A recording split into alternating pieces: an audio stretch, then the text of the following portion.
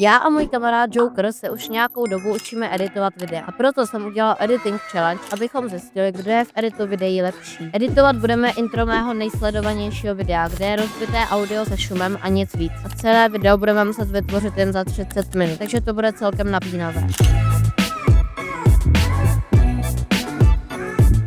Tak tohle jsem posral. Asi si říkáte, proč nevidíte ani neslyšíte, jak stříhám video. No, vysvětlím vám to. Když jsem začal stříhat, bylo to v pohodě, klidu. Později už tolik ne a v rychlosti, abych to stihnul, jsem stříhal video. Ale najednou se mi zasekl DaVinci Resolve a nešlo mi ho restartovat. Tak jsem si šel vypnout a zapnout počítač. A to byla velká chyba, protože mi nedošlo, že přijdu o záznam videa a tím pádem se musíme přesunout až do chvíle, kdy už nám chyběla méně než půlka času. Pouštím timer, jo, znova. To nestíhám vůbec. CapCut později. Nestihnu to podle mě. Co ty? O mě těžně. Ty jsi na jaký pasáži? Že začal dělat hodně kontroverzních rozhodnutí. Já jsem na pasáži, že i já jsem v nich editoval tyhle videa. No, to jsem skipnul. To musíš později dodělat. Já vlastně takhle neudělám jako úplně nejlepší video, jako že by to mohlo být lepší. Čekania. CapCut později začal dělat hodně kontroverzních rozhodnutí. Ale jak ty to děláš teda na svůj kanál, jakože to stíháš udělat za hodinu? Robení scénáru nepočítám do toho. Scénár mi zabere do 15 minut, mám napísaný scénár. No já tak do hodiny. GG. Já jsem prostě pomalej. Toto bude najhoršie video, čo jsem kedy v životě zeditoval. No, to u mě to taky není teda jako žádná sláva. Jako furt se to nedá porovnat s videami na mojom úplně prvom kanále, to je jako úplně jiný univerz. Byly tyto rozhodnutí CapCut na dobro. Koľko máme času? Málo. 6 minut. A teďka text ještě. Já to robím všetko naraz. Tohle video a všechny ostatní mi zabírají docela dost práce. A proto bych byl fakt rád za like a hlavně odběr. A taky, abyste dali odběr Jokerovi, který se snaží dát za odběratelů do konce roku. A chybí mu už jenom pár. Jeho kanál máte v popisku. Já si nedám titulky do celého videa. Já si taky ne. Ty titulky budou docela nahoře. Jste mal nějaký divný zachrypnutý hlas. No, Nevím, či tam aj stihnem hudbu do toho dať. já tam dám jednu hudbu. No nic, to jsem kout.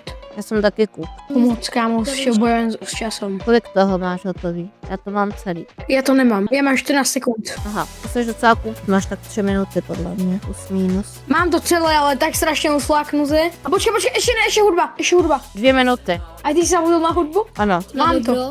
Akože strašné, to je. Nedá se na to pozerať, ale mám. Ty jsi na tom dobře. Já to ještě dodělávám, ještě mám minutu, takže já tam dám svoji oblíbenou hudbičku. CapCut. Donedávna jeden z Tu, čo som ti našiel. Ano, Mám taký pocit, že už máme po čase. já se kouknu.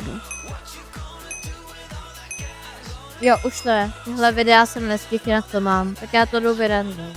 CapCut. Donedávna jeden z nejpoužívanějších, nejjednodušších a taky nejlepších free editorů. Používaný hlavně třeba na Reels, Shorts nebo TikTok. A i já jsem v něm editoval tyhle videa. Ale CapCut později začal dělat hodně kontroverzních rozhodnutí. Už byly tyto rozhodnutí CapCut na dobro, nebo to byl jen malý krok vedle. To společně s problémy s CapCutem a porovnání s DaVinci Resolvem uvidíte v dnešním videu.